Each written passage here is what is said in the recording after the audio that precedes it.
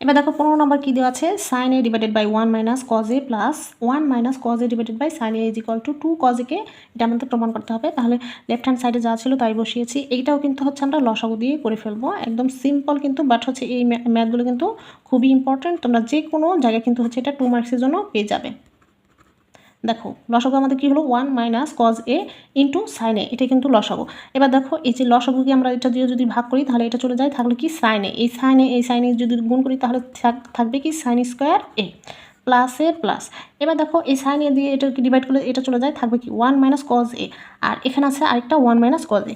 1 minus cos a 1 minus cos a যেহেতু থাকে তাহলে আমরা কি লিখতে পারি, 1 minus cos a whole square দিতে পারি।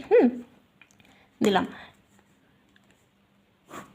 এবার এখানে যা ছিল তাই লিখলাম, সাইন স্কোয়ার এ প্লাস, এই যে এখানে দেখো এটা সূত্র কিন্তু আমরা জানি, এ মাইনাস বি হোল স্কোয়ার সূত্র যেটা, সেটা কিন্তু আমরা বসাবো।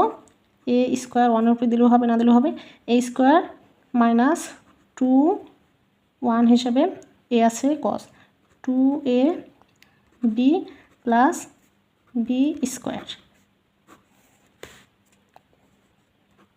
নিচে যা ছিল তাই।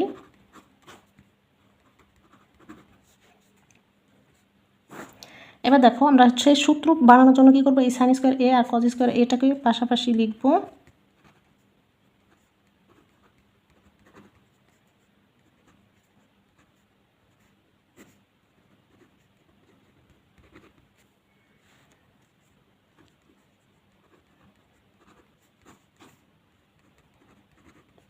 দেখো এই যে সাইন স্কোয়ার এ প্লাস কজ স্কোয়ার এ, এটা কিন্তু আমরা জানি যে হচ্ছে এটা কিন্তু একটা সূত্র, তাহলে এটা মান কি 1, আর এখানে রইল +1, আর এখানে হচ্ছে -2 কজ এ, নিচে যা ছিল তাই।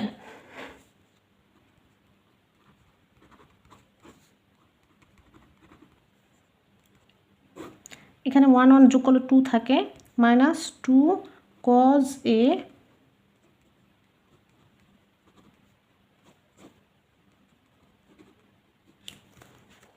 দেখো আমরা যদি এখানে একটু করি, হ্যাঁ। এবার দেখো এইখান থেকে যদি আমরা হচ্ছে 2 কমন নেই,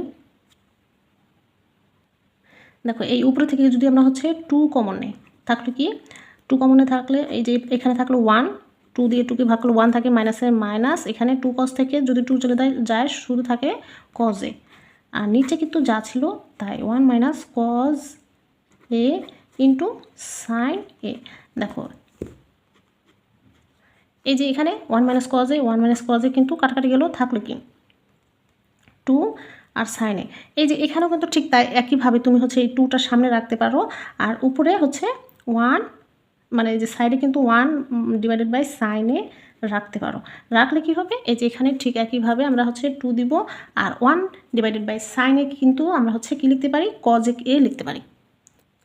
এই যে 1 ডিভাইডেড বাই সাইন এ কে আমরা হচ্ছে কি লিখতে পারি, কজ এ। ঠিক আছে, এটাও কিন্তু একটা সূত্র, এই যে কজ এ কে। ঠিক আছে, তো এই যেটা কিন্তু আমাদের প্রমাণ করা হয়ে গেল, এই যে এটা কিন্তু প্রমাণ করতে বলেছে। তো আশা করি তোমরা এটা বুঝতে পেরেছ।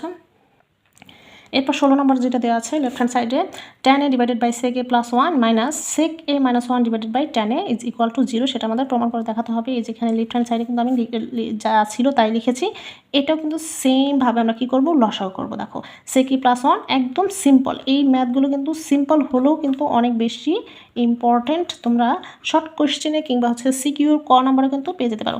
দেখো sec a প্লাস 1 দিয়ে এটাকে ডিভাইড করলে tan a থাকে, tan a দিয়ে গুণ করলে tan স্কোয়ার a থাকে, মাইনাসে মাইনাস, এখানে টেনে ভাগ করলে টেনে চলে যায়, আর থাকলো কি সেকে প্লাস 1, এখানে হচ্ছে সেকে -1, তাহলে হচ্ছে এখানে যেহেতু সাইনে আমাদের ভিন্নতা আছে তার মানে আমাদের গুণ আকারে রাখতে হবে।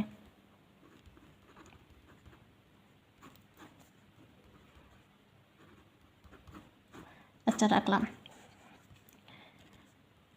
এবার নিচে যা ছিল তাই।